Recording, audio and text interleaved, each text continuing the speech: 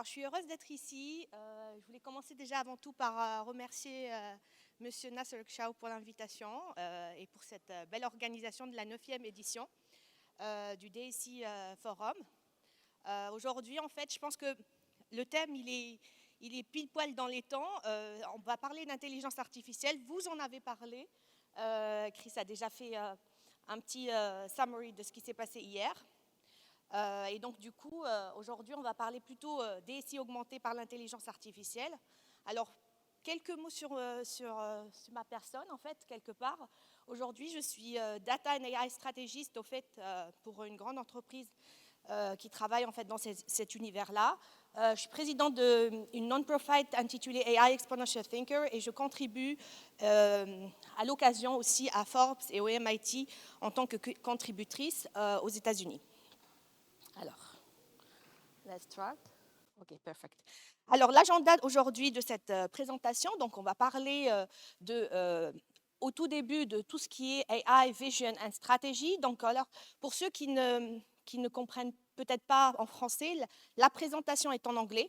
N'hésitez pas de poser vos questions en anglais, en français. N'hésitez pas, en tout cas. Je vais parler en français en suivant les recommandations. Donc, la première partie, on va parler un peu plus de la partie Vision and Strategy autour de l'intelligence artificielle.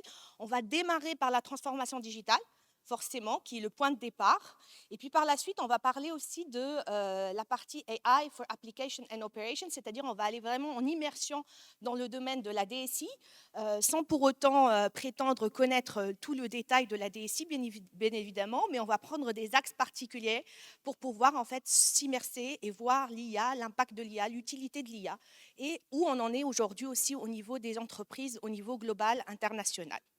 La troisième partie de cette présentation, elle sera plus autour du Generative AI. Ça sera juste un petit overview en fait, qui va vous permettre de voir où on en est aujourd'hui. Est-ce qu'on est encore au stade du mythe ou est-ce que c'est une réalité? Et comment cela peut aider aussi, bien évidemment, les DSI dans leur feuille de route pour pouvoir améliorer leur efficacité, leur productivité et certainement réduire les coûts. Et ça, dès que je vais dire réduire les coûts, tout le monde, ça va parler à tout le monde.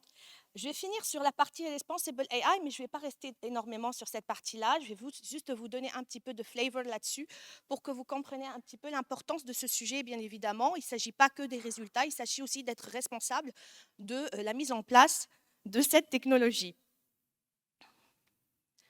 Alors, on va commencer par la partie transformation digitale. Comme je vous ai dit tout à l'heure, en fait, tout part de la transformation digitale. Et vous allez voir, le mot qui revient souvent, en fait, c'est la technologie. Et en fait, quand on parle de transformation digitale, il y a deux grands leviers. Plus OK. Il y a deux parties principales. Je pense que là, c'est bon. J'espère que c'est bon. Perfect. Thank you. Alors, donc il y a deux leviers qui sont très importants, le premier levier, c'est de pouvoir utiliser la technologie. Pour l'instant, on ne parle pas de technologie, on parle de transformer le corps, c'est-à-dire tout ce qu'on a l'habitude de savoir faire, qu'on va le transformer en utilisant, en leverageant en fait la technologie de la meilleure façon. Toujours est-il pour avoir ces objectifs qui sont arrivés à faire de façon moins coûteuse, plus rapide, plus efficace et atteindre cette productivité qu'on cherche tous à développer et à atteindre dans les entreprises. Et le deuxième levier de la transformation digitale, c'est forcément le levier, ce que j'appelle moi généralement le levier disruptif, c'est de pouvoir attaquer les anciens business models et pouvoir les remettre en question et pouvoir les challenger et définir carrément des nouveaux business models, en gros des nouvelles sources de croissance pour les entreprises. Généralement, je suis invitée pour parler de la deuxième partie et l'utilisation de l'intelligence artificielle pour tout ce qui est disruption. Et aujourd'hui, j'ai le plaisir aussi de pouvoir attaquer sur la partie DSI, qui est un sujet aussi sur lequel j'ai beaucoup travaillé depuis 2 decades now. Alors, comme vous allez voir, la transformation digitale, il y a pas mal de piliers. Donc, il y a 4 piliers que j'ai sélectionnés aujourd'hui sur lesquels on va s'arrêter quelques minutes overall, en fait, entre guillemets. Je vais commencer par la partie stratégie et vision et on va y revenir tout à l'heure, bien évidemment. Donc, sur la stratégie et vision, en fait, il est très important de pouvoir, en fait, avoir une bonne direction, une trajectoire et pouvoir, en fait, faire en sorte d'avoir le bon leadership support pour pouvoir, en fait, mettre en place les bons leviers et avoir les bons investissements. Quand on parle de structure d'organisation, qui est le deuxième pilier, en fait, le deuxième axe fort, en fait, d'une transformation digitale, la majorité des entreprises, la majorité, je ne veux pas généraliser, mais la majorité des entreprises ont pu accroître leur croissance, leur activité, leur business à travers des acquisitions et des fusions. Ce qui fait qu'ils finissent par avoir des activités un peu partout, de façon très silotée. En fait, quand on parle de la technologie et surtout de la mise en place d'une réelle stratégie de transformation digitale qui a des bons résultats, il faut toucher à la structure de l'organisation pour pouvoir un petit peu casser ces silos, pouvoir remettre en question cette organisation pour pouvoir faire infuser davantage en fait une certaine homogénéisation entre les activités et pouvoir aussi bénéficier de cette connaissance multi-secteur, multiverticale, etc. dans l'entreprise et dont l'impact va être sur la partie organisationnelle qui est un des piliers de la transformation digitale. Je vais passer directement à la culture. Plusieurs entreprises, il y a quelques années, négligeaient cette partie de la culture. Ces 3 dernières années, les entreprises commencent à s'en rendre compte que la culture, c'est quand même un sujet très important sur lequel il faut investir, premièrement. Et il faut aussi pouvoir développer tout cet esprit autour de la data culture, de la digital culture, ça dépend de l'entreprise bien évidemment, mais customer-centric culture as well. Et en fait, l'idée, c'est de pouvoir se dire que ces gens-là ont eu certaines compétences, et une bonne capacité de connaissance, mais il va falloir qu'ils évoluent vers un nouveau set de connaissances et de compétences, surtout techniques et technologiques. Et pour cela, en fait, ce que font les grandes entreprises, ils créent des communautés, plusieurs communautés autour de la data, autour du digital, autour du software, autour de la technologie et ainsi de suite, pour pouvoir faire en sorte que les personnes, les talents dans ces entreprises puissent travailler ensemble, puissent partager leurs connaissances et leurs compétences, puissent partager aussi leurs réalisations et éviter d'avoir, et je pense que là, je vais avoir pas mal de sourires dans la salle, c'est avoir pas mal d'initiatives un peu partout, mais finalement, la même initiative, elle est un peu partout, mais personne ne parle à personne. Donc, ce qui fait que derrière, moi, directement, je vois ça comme étant malheureusement un énorme coût. Et en fait, ça, c'est quelque chose, et malheureusement aussi une incapacité à vouloir vraiment travailler ensemble, donc d'où la valeur d'avoir ces communautés et ces structures d'échange qui vont permettre d'émuler en fait cette capacité de développer des synergies et de réutiliser la même chose, de l'optimiser ensemble et de réduire les coûts. Donc ça, c'est vraiment les 3 piliers qui m'amènent à la partie IT infrastructure. Alors, j'ai dit IT infrastructure, mais je vais les séparer, je vais dire l'infrastructure et les systèmes d'information. Et en fait, c'est là où on va aller un petit peu en détail pour voir, en fait, quand on parle en fait, de ce pilier-là, il y a pas mal d'obstacles. Dans un des obstacles qu'on a parlé, qu'on a adressé il y a quelques minutes avec le collègue qui était à côté de moi, c'est en fait la stack technologique.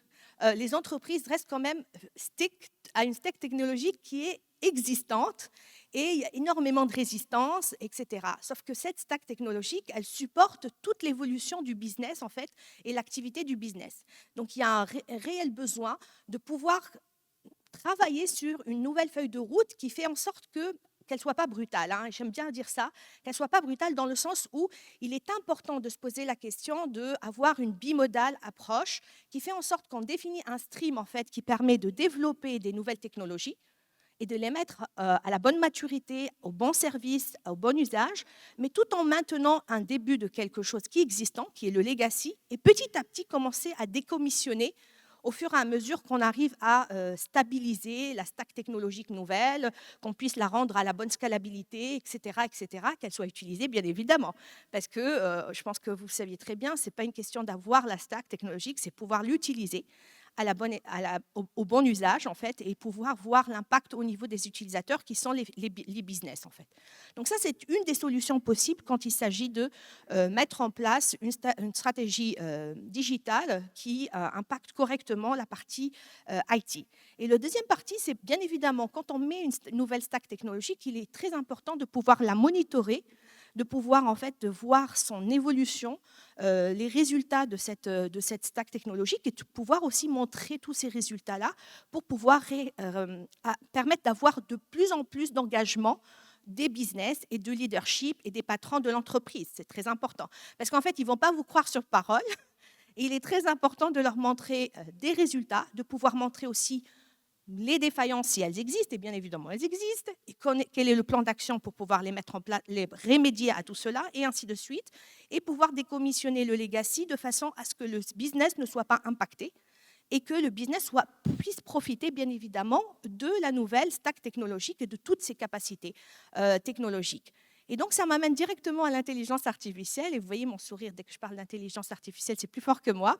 Donc, aujourd'hui, d'après les prédictions, 40% de toutes les Digital Transformation Initiatives vont être supportées, et ils sont supportés déjà par l'intelligence artificielle. Alors, tout début, j'ai parlé un petit peu de ce qu'on appelle la vision et la stratégie. Et là, je vais la mettre dans le contexte de l'IA. D'accord ? On ne parle pas d'une stratégie d'entreprise, on parle de la stratégie d'entreprise par rapport à l'intelligence artificielle. Et en fait, il est impératif de savoir où on veut aller et pour quelles raisons. Donc, je pense que je ne vous apprends pas grand-chose à ce niveau-là, parce que toutes les stratégies ont cet objectif. Par contre, par rapport à l'intelligence artificielle, il est très important de s'attarder et vraiment consacrer du temps et de l'énergie pour ces 3 axes que j'ai définis. Le premier axe, c'est de pouvoir avoir un leadership support. En gros, il est important de savoir quelles sont les priorités business et de pouvoir avoir ces patrons qui puissent dire, effectivement, on a ces priorités et on est prêt à utiliser une nouvelle technologie, peu importe laquelle, mais une nouvelle technologie, dont l'IA, pour pouvoir amener un nouveau changement, une nouvelle croissance, une meilleure productivité, efficacité. Donc le support leadership, il est très très important. Et il a été négligé pendant longtemps à travers ces initiatives qui sont un peu partout et dans lesquelles il n'y a pas vraiment une vraie vision, une vraie stratégie, une vraie trajectoire. Le deuxième axe, en fait, que je souligne ici, c'est la notion de purpose.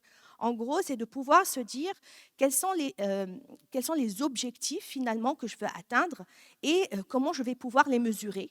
Comment je vais pouvoir les mesurer de façon à ce que derrière, et pour quelles raisons j'utilise l'intelligence artificielle. Alors pourquoi je dis ça ? Ça va être un peu provocateur parce qu'il y a pas mal de sujets sur lesquels ou de problématiques, on n'a pas forcément besoin de l'intelligence artificielle pour les résoudre.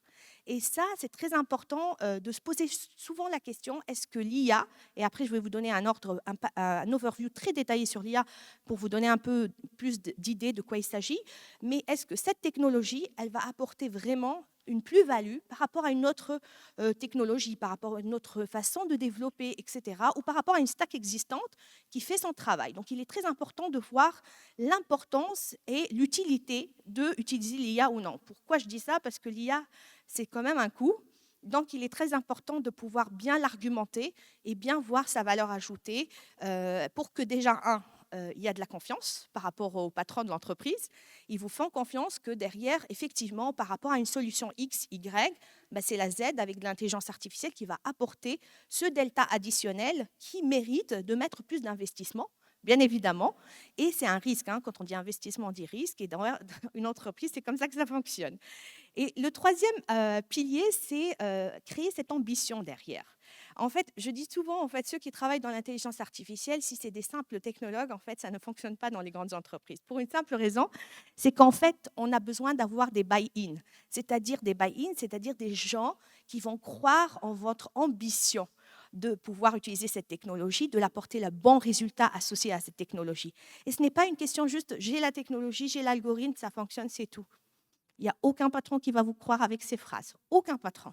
Ce qui est important, c'est de montrer pour quelles raisons, modulo quelle technologie historique, quelle est la valeur ajoutée et quelles sont les étapes qui sont safe, bien évidemment. Il faut toujours penser safe quand on est dans une entreprise, c'est-à-dire quelque chose qui ne touche pas à l'activité d'aujourd'hui, qui ne la déstabilise pas, qui est capable de faire en sorte que la trajectoire soit de façon itérative, que les business adoptent cela, et ça c'est un très bon point, et je pense que sur des systèmes classiques, adopter un système n'est pas facile, alors que dire d'une nouvelle technologie exponentielle comme l'intelligence artificielle et tout ce qu'on entend, tout ce que les gens entendent dehors, en fait, c'est plutôt ça.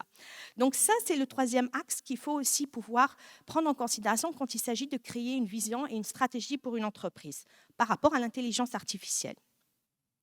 Donc, si on rentre un petit peu, on descend un petit peu down to earth et on regarde de quoi il s'agit concrètement pour que ça soit parlant pour vous tous. Déjà, c'est très important de faire un assessment de cas d'usage, avoir un ensemble de, on va dire, de cas d'usage qui ont une forte valeur ajoutée.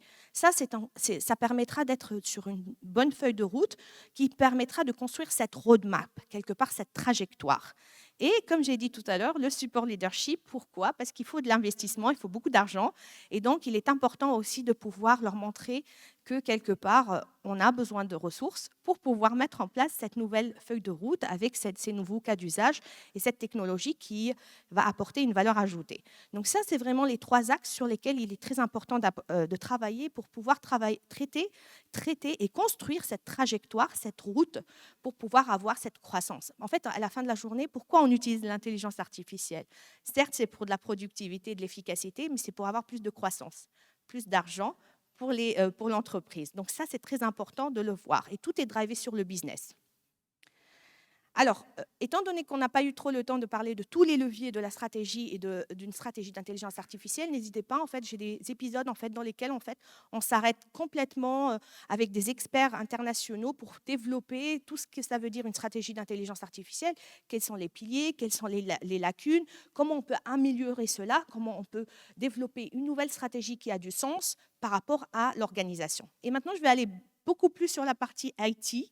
Et à ce niveau-là, on va faire un petit topo sur l'intelligence artificielle avec ce titre qui permet de montrer en fait l'importance et surtout, c'est pas l'importance tant que, mais l'impact de l'intelligence artificielle qui peut être de la partie thinking jusqu'à la partie action finalement, d'accord?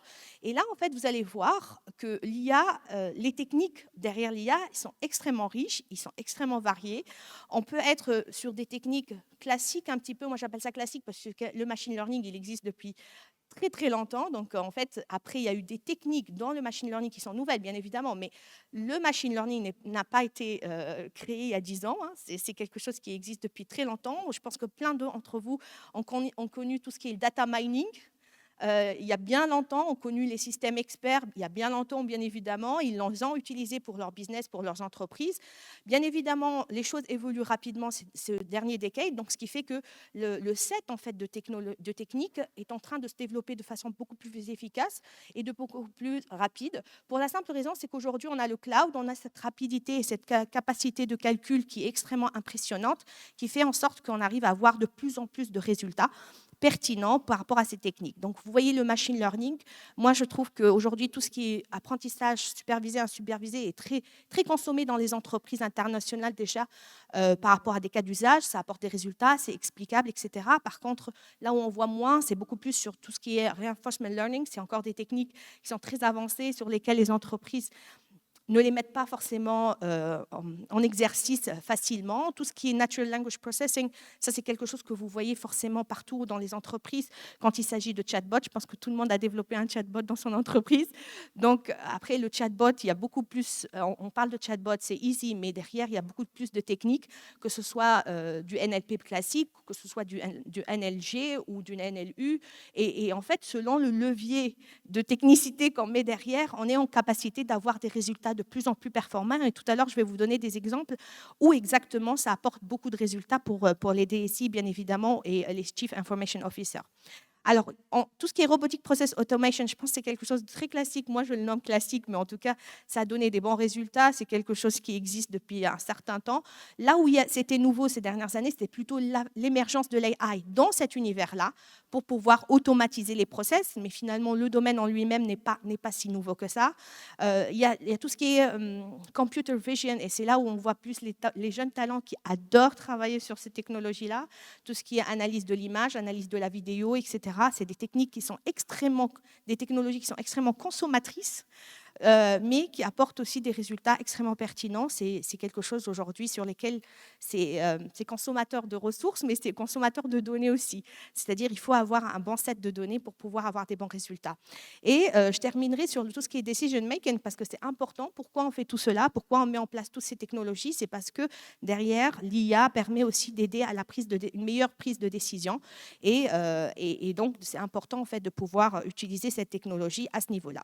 Si on veut aller un peu plus dans le détail, et quelqu'un me dit, est-ce que je suis dans les temps? Tout va bien encore? Ça va, merci. Donc, du coup, il y a 3 axes que j'ai pris quand il s'agit de l'intelligence artificielle dans le niveau de DSI, mais je suis certaine, enfin, il y a beaucoup plus que cela.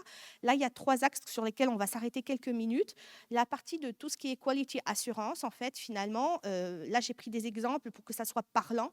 Je pense qu'aujourd'hui, avec l'agilité et le fait d'avoir des releases assez fréquentes, le testing, c'est un coût extrêmement important et lourd des fois. Et donc, l'intelligence artificielle permet de pouvoir définir des cas d'usage de façon plus rapide, plus pertinent. Ça couvre plus de spectres. Éventuellement, ça évite d'avoir en fait ces erreurs humaines de temps qu'on peut avoir malheureusement. Donc, ça ne veut pas dire que c'est systématique, mais ça peut apporter cette valeur ajoutée, bien évidemment, si c'est utilisé de la bonne façon. Donc, tout ce qui est testing, tout ce qui est analyse en fait de tout ce qui est erreur, anomalie, incident, tous ces sujets-là, en fait, vous suivez vous êtes dans des contextes là où vous avez une maintenance de systèmes d'application assez colossale dans vos périmètres. Et c'est très important d'être très réactif, d'apporter le bon résultat en termes de support et en termes de solutions. Et l'intelligence artificielle permet de pouvoir faire brasser de la donnée multi-structure et multi-usage et multi-domaine pour pouvoir apporter ces visions 360 à l'agent, au conseiller, aux collègues en fait, de support, en fait, finalement, qui va lui permettre de répondre très rapidement avec la bonne explication et la bonne solution, bien évidemment, adéquate. En fait, derrière, c'est de la catégorisation par rapport à un historique qu'on a sur des anomalies, des incidents, et on est en mesure de savoir, quand on a un nouveau problème, une nouvelle erreur, un nouvel incident, de pouvoir l'associer à la bonne catégorie, de savoir quelle est la solution associée à cela qu'on peut apporter rapidement à l'utilisateur.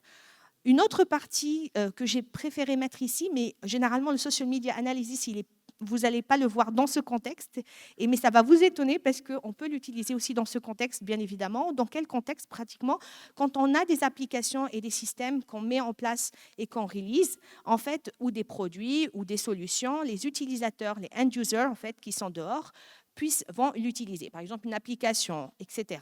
Et en fait, ils vont réagir sur les réseaux sociaux quand ça se passe mal. Ils vont dire ça se passe mal, la fonctionnalité ne fonctionne pas, etc. Je n'ai pas été informé, je n'ai pas eu le bon support, etc. etc. Tous ces retombées à l'extérieur, on est en mesure de les utiliser pour les analyser rapidement, pouvoir remonter rapidement cette information et pouvoir réagir rapidement en termes d'amélioration de la qualité de ces services-là et la qualité en fait de ces produits et de ces solutions. D'où le fait d'utiliser l'IA même dans ce contexte-là par rapport à la quality assurance. Ce qui vous permet de voir qu'on est en mesure de réduire, comme j'avais dit tout à l'heure, en fait, l'erreur humaine. On optimise la rapidité et le coût du testing. On amène cette vision 360 très importante aussi qui permet d'avoir une satisfaction end-user et on génère un peu plus de qualité par rapport à tout ce qui est testing. Donc ça, c'est vraiment un ordre d'idée par rapport à une activité principale dans vos scopes qui est la quality assurance. La deuxième, okay, je vais regarder quand même encore 10 minutes, 5 minutes, 5 minutes. Ok, ça marche. Ok, d'accord. Alors, je vais aller un peu plus vite. Donc, le deuxième scope, qui est le service management, je ne vais pas trop m'arrêter là-dessus, mais en fait, il est très important aussi d'utiliser l'intelligence artificielle pour avoir par exemple, AI Self-Service Desk. Et c'est assez impressionnant combien c'est efficace. Quand on a un problème informatique, on a un problème quelque part, et au lieu d'aller attendre quelqu'un qui nous répond, en fait, on est en mesure d'avoir en fait un chatbot intelligent sur lequel il est en capacité de nous répondre, mais aussi de nous apporter la bonne démarche pour qu'on puisse être en mesure de répondre tout seul à notre problématique et carrément solutionner notre problème. Et c'est ça ce qu'on appelle de AI Self-Service Desk. Et j'avais travaillé là-dessus en fait avec un grand groupe en fait manufacturing et c'est impressionnant quand on voit la satisfaction des utilisateurs une fois que on a déployé par itération bien évidemment ce type de projet et ça permet d'être à l'aise, d'avoir une réponse très rapide et d'avoir une efficacité dans les résultats. Autre chose, c'est la partie augmentée encore. J'avais dit DSI augmenté, mais l'augmenté n'est pas que pour le DSI, il est aussi pour tous ses collaborateurs avec qui il travaille. Et dans ce contexte aussi, en fait, fait, avoir cette vision 360, avoir ces connaissances, en fait, à sa disposition, à la disposition de l'agent, du conseiller, du collègue, en fait, du collaborateur, permet, en fait, d'apporter une réponse très rapide, pertinente et qui tient en compte l'historique aussi des problématiques et pas uniquement ce qui se passe tout de suite. Rapidement, l'automation, j'ai parlé un petit peu de cela, l'IA a un rôle énorme là-dessus. Je ne sais pas si vous avez déjà travaillé sur tout ce qui est process mining en termes de technologie, mais ça apporte des bons résultats en fait dans le contexte de tout ce qui est redesign des processus métiers, de redesign en fait de tous les systèmes, de tous les processus autour du réseau, des réseaux, du cloud et ainsi de suite. La liste elle est longue. Et dernière partie là-dessus, parce que qui me tient beaucoup à cœur, c'est tout ce qui est programming, parce que c'est très important aussi d'utiliser l'intelligence artificielle pour réduire le temps de développement et pouvoir avoir une meilleure qualité de code aussi et, comme j'avais dit tout à l'heure, aussi pour gérer meilleure gestion des versions et aussi des interactions entre les applications. Donc tout ça, c'est possible grâce à l'intelligence artificielle. Je vais passer, mais en fait, l'objectif, c'était de vous montrer quelques axes là où l'intelligence artificielle dans vos scopes a son plein d'impact, son usage absolu, et elle a apporté des meilleurs résultats partout où je l'ai vu être développée.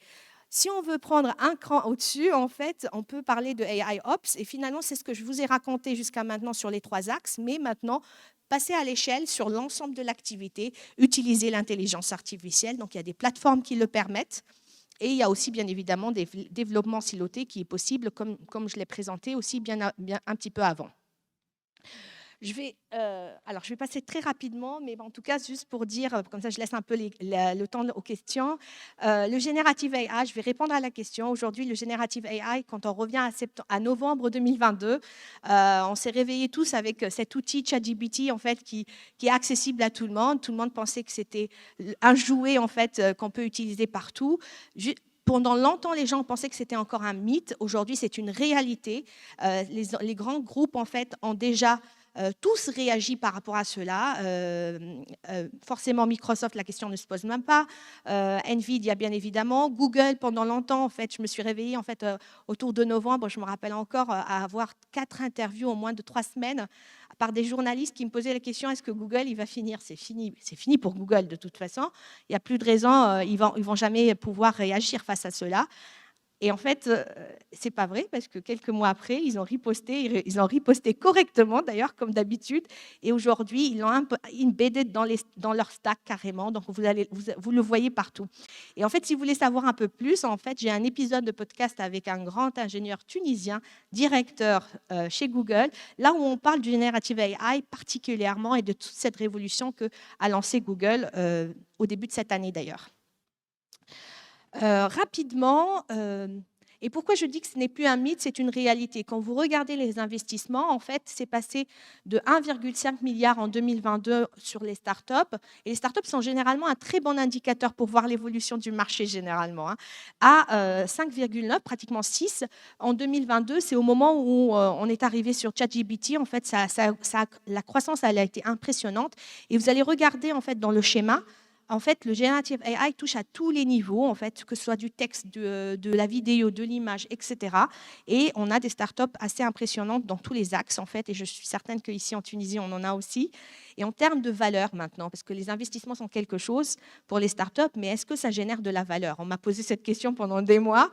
Et en fait, effectivement, ça génère de la valeur, malgré que les gens pensent que c'est tout nouveau. Ce n'est pas nouveau. Le Generative AI, il existe depuis quelques années. Il a pris de l'ampleur face à la communication de OpenAI et la mise à disposition de ChatGPT, mais le Generative AI existe, donc il y a des entreprises qui ont investi là-dessus et il y a des entreprises qui ont eu des retombées de valeur ajoutée. Bien évidemment, par marché, chaque marché est différent. J'ai mis un petit scope sur les marchés pour vous montrer que les marchés asiatiques sont des marchés très, très rapides comparés à des marchés européens, pour donner un ordre d'idée. C'est les médias qui en profitent le plus aujourd'hui, en tout cas qui ont investi le plus sur ces technologies-là. Et je pense que là-dessus, en fait, on peut comprendre pour quelles raisons. Alors, je vais rapidement, je vous ai mis un slide aussi, vous aurez forcément la présentation sur le Generative AI pour les Chief Information Officers. On a parlé de l'IA tout à l'heure, là, on vraiment le Generative AI dans vos scopes à vous, et vous allez voir que c'est tout ce qui est documentation, génération de rapports, génération de visualisation personnalisée, génération de code, comme j'avais dit tout à l'heure, génération de prédiction et prévention par rapport à des serveurs anomalies. Je sais que ça, c'est un problème, une épine généralement dans les contextes SI. Et j'ai travaillé là-dessus, en fait, dans un contexte cloud aussi, bien évidemment, par la suite. Et je sais très bien que ces technologies apportent des bons résultats à partir du moment qu'on a de la donnée, en fait, en tout cas, et on a la force de computing, forcément. Donc ça, c'est pour vous donner un ordre d'idée. Et il y a quelque chose que généralement les gens ne savent pas, c'est quand on n'a pas de données, qu'est-ce qu'on fait?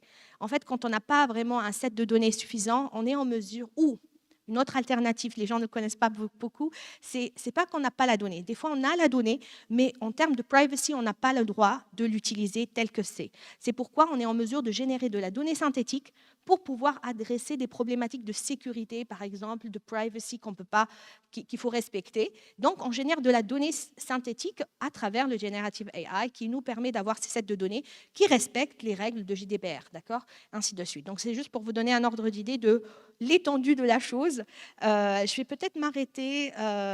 Vu qu'on est en Tunisie et la conférence elle est pour l'Afrique, donc en fait, on avait organisé la première conférence online sur le Generative AI en juin en invitant des Tunisiens, et c'est une fierté, de Microsoft, de Adobe, de Philips et de Amazon pour parler du Generative AI. C'était la première conférence online accessible à tout le monde en fait en Tunisie. Elle était ouverte pour l'Afrique, sur lesquelles on a parlé de l'IA et surtout du Generative AI. Je vais peut-être m'arrêter là-dessus. Je vais dire juste une phrase sur AI Exponential Thinker rapidement, qui est une non-profit organization dans laquelle en fait on travaille pour pouvoir amener beaucoup plus de awareness autour de l'intelligence artificielle, des opportunités de l'IA et de la responsabilité de l'AI ethics.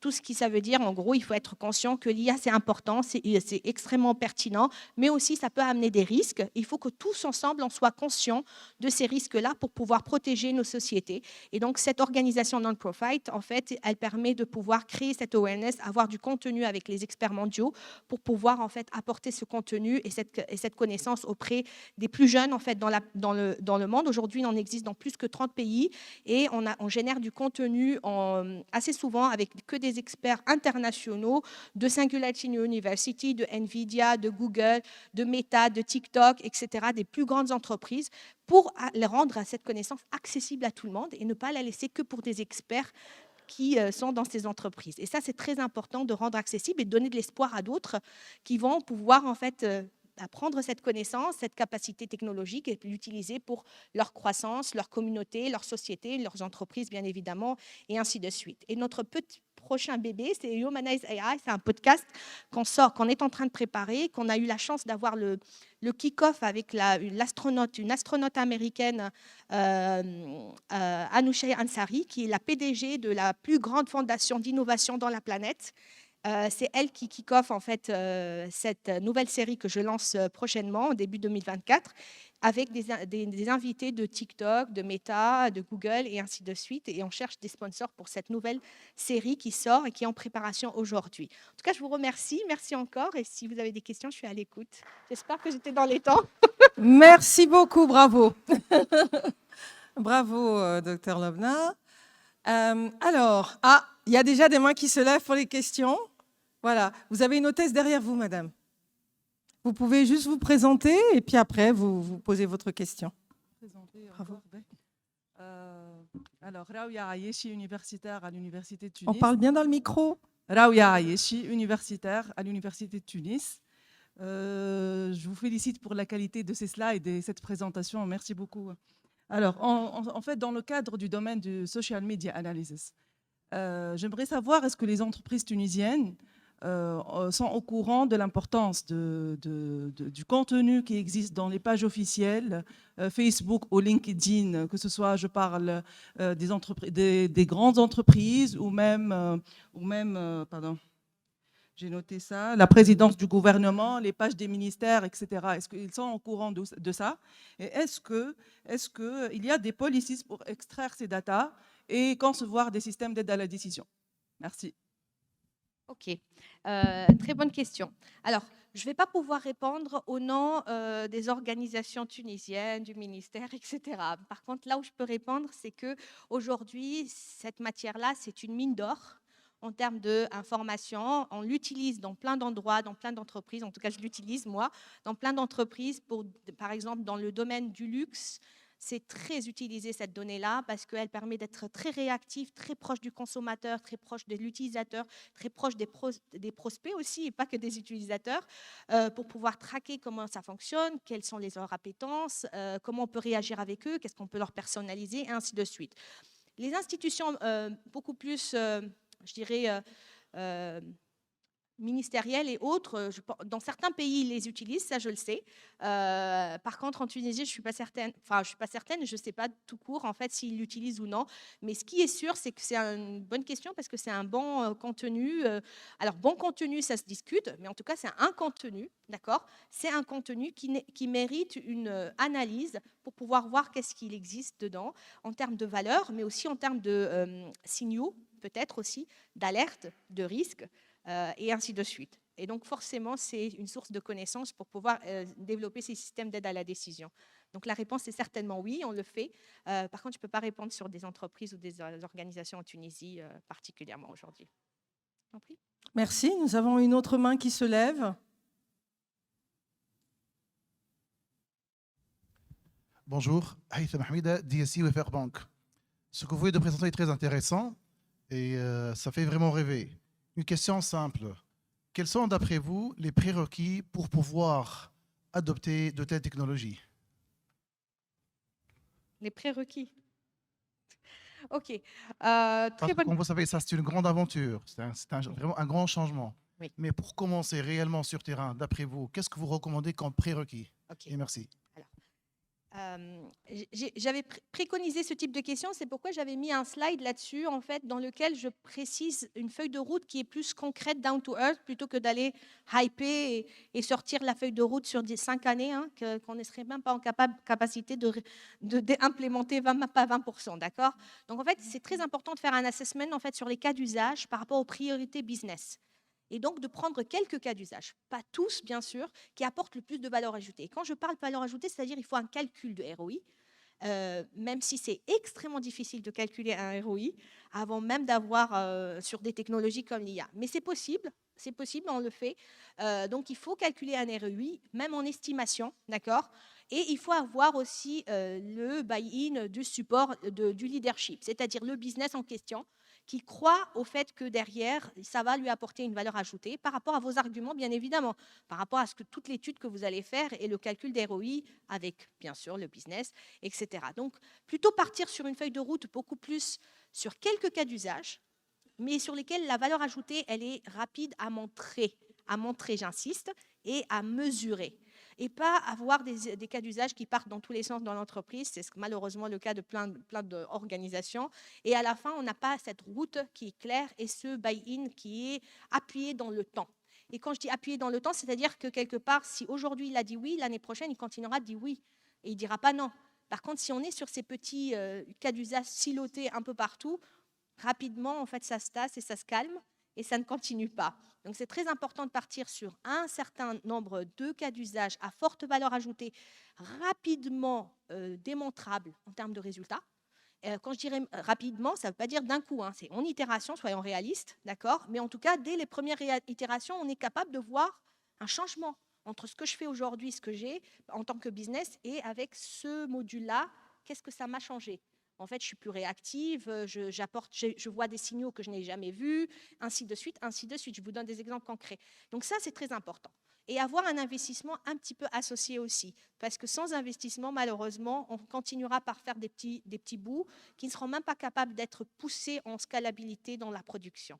Et c'est là où en fait, on perd en fait la confiance du business. Et il ne faut surtout pas perdre la confiance du business. C'est pourquoi il faut commencer du concret sur un set plus dans lequel on est capable de convertir et montrer les résultats. Voilà, donc en fait, on reprend, on en avait déjà parlé hier, hein, l'importance en fait du leadership, surtout que quelque part les responsables doivent vraiment être impliqués, engagés, comprendre. Il y a vraiment un travail au corps à leur faire parce que si la tête accepte, la queue va suivre. Donc, et c'est pareil, on avait parlé justement, on a commencé par, il y avait un slide sur la transformation digitale. Et puis, il y a aussi l'autre chose aussi, c'était peut-être la culture aussi, qui est un environnement, un mindset déjà, qui soit déjà, entre guillemets, un environnement qui soit déjà préparé pour pouvoir accueillir aussi tout ça. On a une question. Merci. Donc, Hind Bouziri, universitaire de l'Université de Tunis. Donc, je reviens sur la question par rapport, j'ai compris la question par rapport aux sources humaines nécessaires pour conduire, pour faire cette transformation vers l'intelligence artificielle. Donc, en termes de skills, en termes de formation, en termes de parcours qu'on doit, quels sont les modules, les nouveaux métiers, les nouvelles compétences qu'on doit avoir pour que le marché tunisien, mais aussi africain, qui est nouveau dans ce domaine-là, puisse conduire convenablement cette démarche de transformation. Alors, certainement, je n'ai pas abordé la partie compétences. Et c'est vrai que, mais par contre, tout à l'heure, j'avais parlé de la culture et de l'importance en fait de la connaissance et de la nouvelle compétence, de nouveau set de compétences qu'il faut mettre en place, bien évidemment. Il y a plusieurs organisations qui sont en train de mettre tout ce qu'on appelle des data academies, des technology academies, un peu plus avancées, des software academies. Ça dépend en fait, d'accord? Et l'objectif, et bien sûr des AI Academy. Mais en fait, je parle de data parce que j'en ai pas parlé et en fait, tout part de la donnée. Donc derrière, il est très important d'avoir en fait ce set de compétences autour de la donnée, autour du cloud, bien évidemment, et les compléter par des compétences autour de la technologie de l'intelligence artificielle, donc le machine learning, le computer vision, etc. D'accord? Pas être très ambitieux, commencer par ça, c'est déjà un très bon début, c'est beaucoup d'investissement pour une organisation. On apprend pas tant par la formation, on apprend par la réalisation, et ça c'est très important de le dire pour le compléter, c'est-à-dire une formation c'est important, et il faut investir pour avoir ces formations, pour avoir ces compétences, mais on ne voit le résultat que quand on l'applique pour pouvoir le rendre mature, d'accord? Donc c'est bien aussi d'être réaliste pour donner un peu de temps à ces personnes aussi pour qu'ils puissent montrer le résultat de cette compétence qu'ils ont acquis à travers une formation. Donc ça c'est très important. Et il faut aussi quelque chose que je vois de plus en plus d'entreprises mettre en place, c'est éduquer et cultiver la partie business. C'est-à-dire là, c'était plutôt DSI, là où je parlais, d'accord? Ou en tout cas technologiquement parlant, mais il y a aussi les business, c'est très important qu'il y ait des formations. Moi, j'ai donné des formations sur l'IA pour les business, d'accord, pour des business plutôt que ce soit dans le finance, dans la manufacturing, etc. Et c'est très important en fait de leur apporter la connaissance dont ils ont besoin, et pas une connaissance de développeur. Hein, je vais être très claire, hein, parce que montrer que toutes les techniques en fait de machine learning à quelqu'un qui est un senior vice-président en fait sur une activité business, vous allez le perdre au bout de quelques minutes, je suis désolée, hein, d'accord? Et c'est très important de lui amener un levier, un petit velours en fait de connaissances sur ça, pour qu'il comprenne qu'il y a un levier de co-explanabilité, qu'il y a des choses que derrière, sur quelle base c'est des patterns, il y a des classifications, etc. C'est important, mais pas aller dans le technique et lui amener un levier qui comprend, ah, mais il y a telle technologie, il y a telle technologie, mais moi, dans mon contexte, on me sert comme ça, mais si je proposais à mon DSI ou à mon Chief Data Officer d'aller dans ce sens, peut-être ça m'apporterait des meilleurs résultats, d'accord? Donc, c'est plutôt un levier business. Donc, ça, c'est très important. Les entreprises ne n'investissent pas beaucoup là-dessus, et par contre, c'est eux qui décident, c'est eux qui investissent. Donc, c'est très important qu'ils aient ce type de connaissances. D'accord? Merci beaucoup. Merci beaucoup. Merci beaucoup, docteur, pour ce magnifique exposé. On sent que vous êtes vraiment passionné. C'est vraiment votre domaine. Merci beaucoup d'avoir partagé avec vous nos connaissances. On peut l'applaudir.